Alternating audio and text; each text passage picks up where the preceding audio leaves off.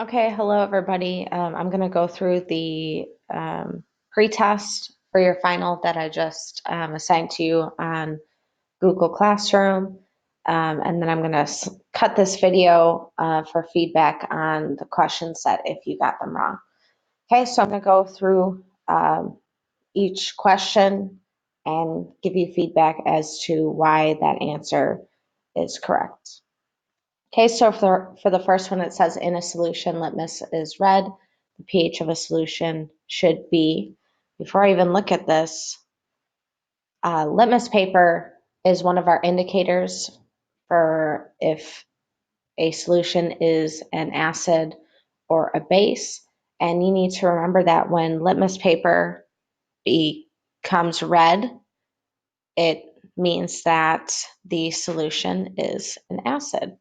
So in that case, since the litmus paper turned red, that is an acid, and we know that an acid is in the pH range between 0 and 7. So we would pick 3 because that is obviously an acid. The rest of them are pHs that would be for a base. For question number 2, it says matter that is composed of 2 or more different elements chemically combined is classified as a solution, a mixture, a compound, or an isotope. We could eliminate the word isotope because that describes when atoms change their nucleus. It's not a solution or a mixture because those can contain 2 or more different elements, but those are physically combined. So our answer would be compound. Number 3, as ice melts from 203 degrees Kelvin to 273 degrees Kelvin, the average kinetic energy of its molecules will decrease, increase, C, remain the same.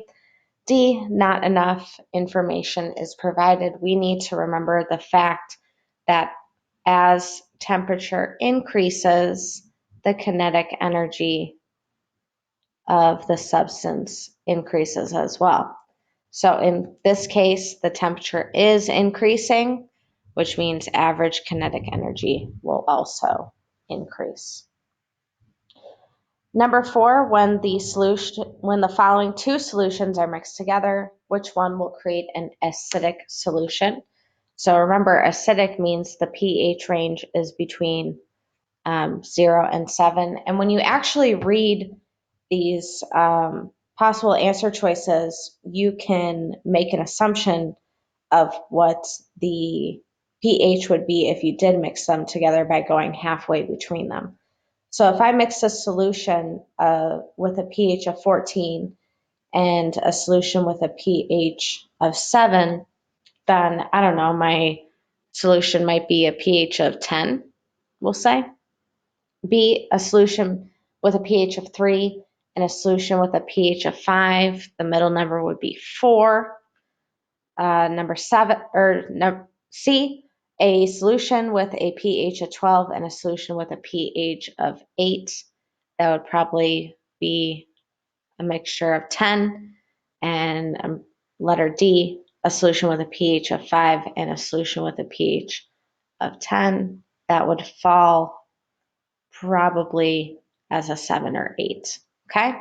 So in order to be acidic, remember it has to go between 0 to 7, or in reality, probably 0 to 6.5. Anyways, our obvious answer would be B, because for a pH of 4 would be an acidic solution. Number 5, which is most likely the pH for a solution of weak acid? Again, we're talking about acids here, but this question could have confused you because if this is our pH scale, okay, 7 being in the middle, 0, 14. Remember, these are bases over here, and this side is acids, okay? The weaker acids are over here. or not our weaker acids, but our weaker acid is here, our weaker bases around here, okay?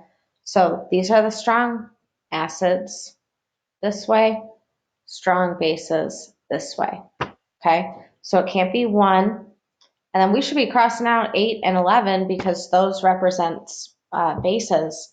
So our answer is 5 because 7 represents a neutral solution. So if it's a neutral solution, that means any number that's around 7 would be a weaker acid or base.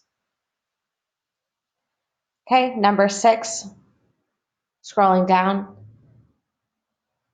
What is the pH of a 1.5 times 10 to the negative 9th hydronium ion concentration? So I'm looking for my pH, which means I use negative log, put it in parentheses, 0.5 times 10 to the negative 9th. Sorry, that got cut off there. And let me look at my calculator. Okay. Make sure you press that negative button, or it looks like you're probably going to get that answer wrong. Now I have to find where the log button is on my calculator.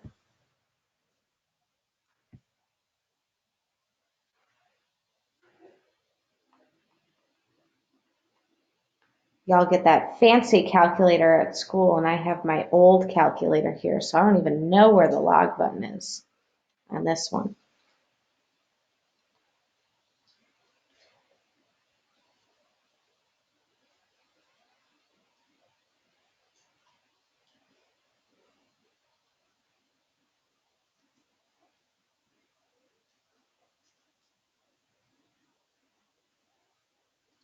Wow, this is taking forever.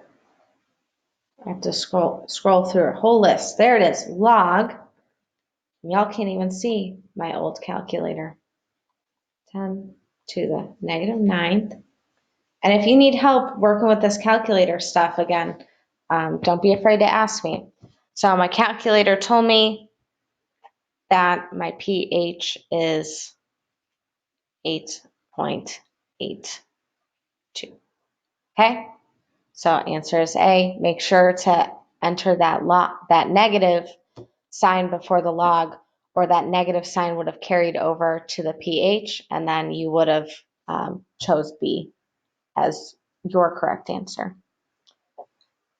Okay, number 7, what are the maximum grams of potassium nitrate that will dissolve in 100 grams of water at 30 degrees Celsius?